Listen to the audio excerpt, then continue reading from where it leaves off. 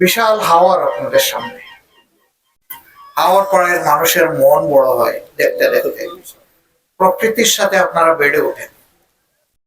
এই বড় মনের মানুষগুলোর কাছে আমার ছোট্ট একটা অনুরোধ থাকবে, আপনারা অনেক বড় মনের মানুষ, এই পরিবারটাকে আপনারা স্নেহের চাদরে ঢেকে রাখবেন। আজকে এমন একটা পরিবারের কাছে আমি আসতে পেরেছি, যেই পরিবারের অভিভাবক ছিলেন আমাদের প্রিয় ভাই মোহাম্মদ শাহ আলম ভুইয়া। আমার নির্বাচনী এলাকা ঢাকা 15, মিরপুর কাপড়। আমি যখন মাঝে মাঝে সেখানে ক্যাম্পেইনে যেতাম, তখন স্বাভাবিকভাবে ছোট বাচ্চারা দৌড়াইয়া আসতো আমার কাছে, জড়াইয়া ধরে, পেছাইয়া ধরে, কেউ আমার গলায় ঝুলে যায়, কেউ পিঠে ঝুলে যায়। আমার ভীষণ ভালো লাগে এই দৃশ্য। শেষ পর্যন্ত সবাই মিলে আমার দাদু খেতাব দিয়ে দিছে। এইরকম একদিন আমি যখন ক্যাম্পেইন করছি, তখন পাশে বেশ কয়েকটা রিক্সা সারি সারি দাঁড়ানো, কার সাথে হাত মিলাচ্ছি, সালাম দিচ্ছি। হঠাৎ করে এই লোকটা রিক্সা থেকে নেমে আমার বুকের ভিতরে ঝুঁকে গেলেন। আমিও তাকে অনেকক্ষণ জড়ায় ধরে রেখে দিলাম। তারপরে কপালে চুমু দিয়ে বললাম যে আপনি যান। হঠাৎ করে আমি শুনলাম যে তিনি বাড়িতে এসেছিলেন ওই সময় নির্বাচনী ক্যাম্পেইনে অংশগ্রহণ করতে। নিজের হাতে ব্যানারটা লাগাইছে, নিজের হাতে এই ব্যানারটা উনি লাগাইছে, ওই যে দেখা যাচ্ছে। এই যে লোকটা হঠাৎ করে কেন আমার বুকের ভিতরে ঢুকলেন এখন বুঝতে পারছি। আমি দুই শ্রেণীর মানুষের সাথে মিশে দারুণ আনন্দ পাই। একটা হচ্ছে ছোট বাচ্চারা, এরা মাসুম, এরা বেগুনা, এরা কাছে আসলে মনে হয় কিছু ফিরিস্তার সাথে আমি আছি। আরেকজন লোক কঠোর পরিশ্রম করে, দিন আনে দিন খায়, রক্ত পানি করে, ঘাম জড়ায় পরিবারের মুখে হালাল খাবার রিজিক তুলে দেওয়ার জন্য।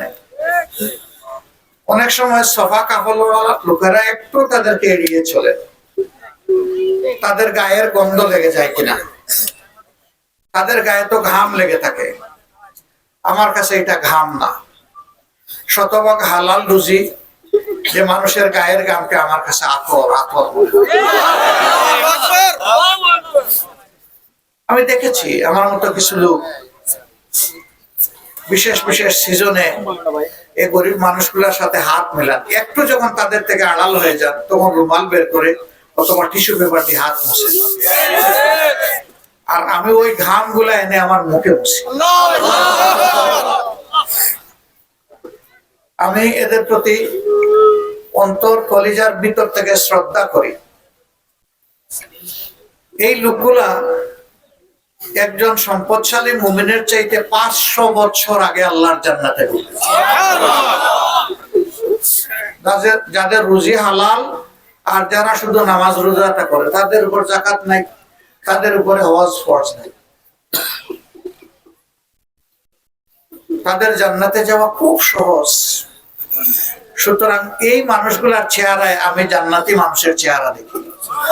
তিনি এতদিন এই পরিবারের অভিভাবক ছিলেন। মহান রব্বে কারিমের দরবারে দোয়া করে তিনি নিজেই, আল্লাহ নিজেই যেন এই পরিবারের এখন অভিভাবক। বিশাল হাওয়ার আপনাদের সামনে। হাওয়ার পরে মানুষের মন বড় হয় দেখতে দেখতে। প্রকৃতির সাথে আপনারা বেড়ে ওঠেন। এই বড় মনের মানুষগুলোর কাছে আমার ছোট্ট একটা অনুরোধ থাকবে, আপনারা অনেক বড় মনের মানুষ, এই পরিবারটাকে আপনারা স্নেহের চাদরে ঢেকে রাখবেন। আমি অল্প চোখে যতটুকু দেখেছি, তার চেহারার মধ্যে আল্লাহু আকবার, আমি জান্নাতের নূর দেখেছি। আপনারা এই পরিবারের সাথে থাকবেন, আমি ইনশাল্লাহ আপনাদের সাথে আছি। এখন থেকে এখানে আসলে আমাকে আর মেহমান বলবেন না, যেহেতু আমি পরিবারের সদস্য হওয়ার সুযোগ পেয়েছি। আমি আপনাদের মতোই এক গ্রামবাসী। আমি কোনো বড় লোকের ঘরে জন্ম নেইনি, আমার আল্লাহর মেহেরবানি, আমি এক কৃষকের সন্তান।